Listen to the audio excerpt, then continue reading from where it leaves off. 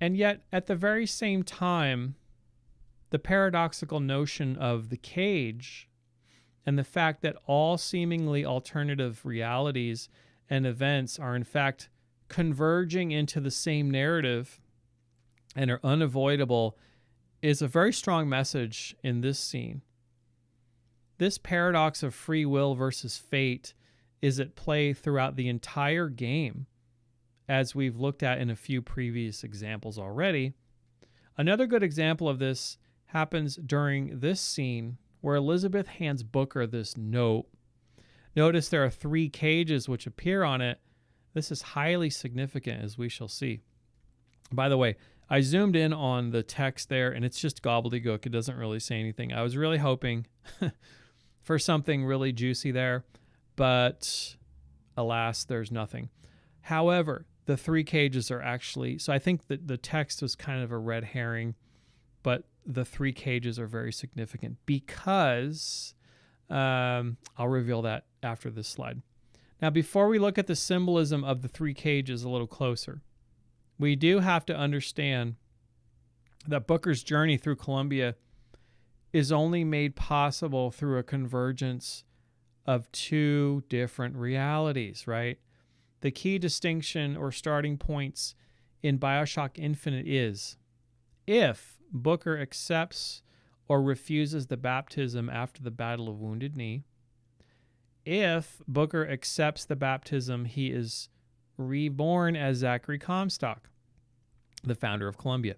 But if Booker refuses, however, he later finds himself as a depressed, degenerate gambler with an infant daughter to take care of.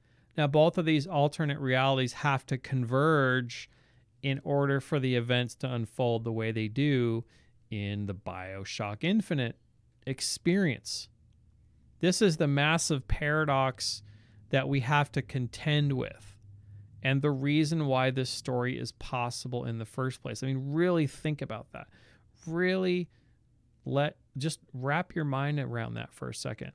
2 converging realities, or 2, I should say, disparate realities have to converge in order for this experience to happen in the first place. What is the game trying to tell us? Think about that.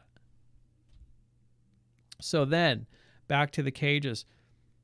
What we are shown immediately after Elizabeth hands Booker the note with the 3 cages, we're shown this scene right here. We're shown this image.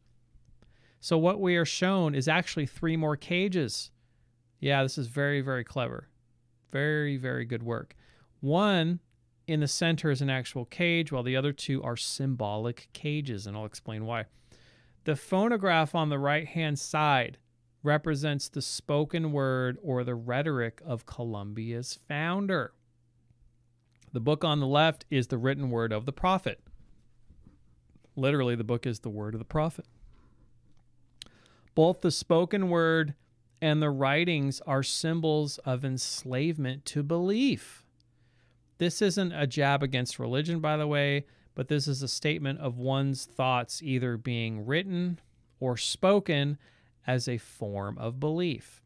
Belief in terms of absolutes, such as with Comstock, most certainly leading to a prison of unavoidable fate. Now, who does Comstock remind you of? Reminds me of Andrew Ryan in a lot of ways. Ken Levine has already acknowledged that there's a lot of similarities between Ryan and Comstock. Now, it should, because Andrew Ryan was, in fact, being trapped in a cage of his own beliefs in Bioshock. Unlike Comstock, however, Ryan at least entertains the idea that it was his beliefs which put him in the position he found himself in the first place, whereas Comstock doesn't seem to waver in the slightest. This notion we find in Bioshock of belief as a prison, and the paradoxical illusion of choice is one that keeps coming up in these games over and over, and it is endlessly fascinating because it is a paradox. It is a paradox. There's no easy answers. And it's quite a compelling idea that philosophers have quibbled over for countless generations, for thousands of years. So it's a great idea, and to see it pop up in Bioshock Infinite yet again it's very important. Actually, it's a very important idea.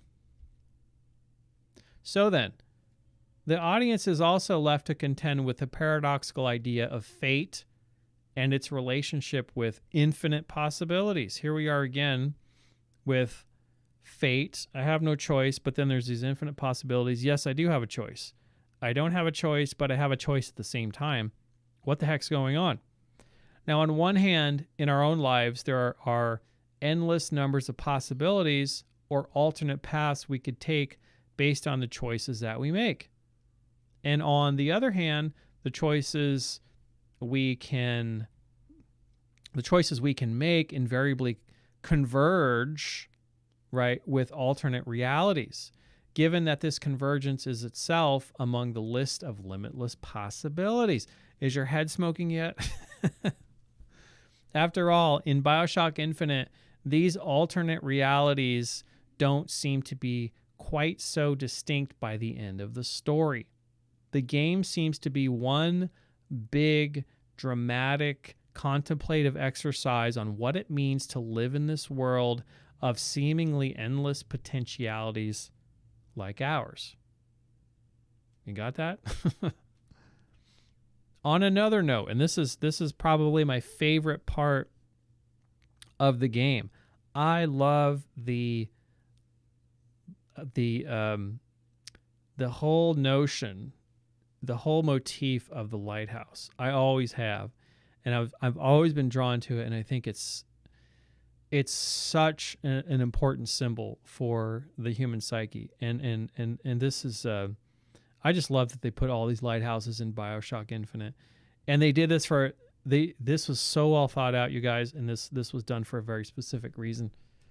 So the symbolism of the lighthouse is something that has hardly received any attention at all in Bioshock Infinite, even though it remains as an enduring ancient archetypal form often associated with the human psyche.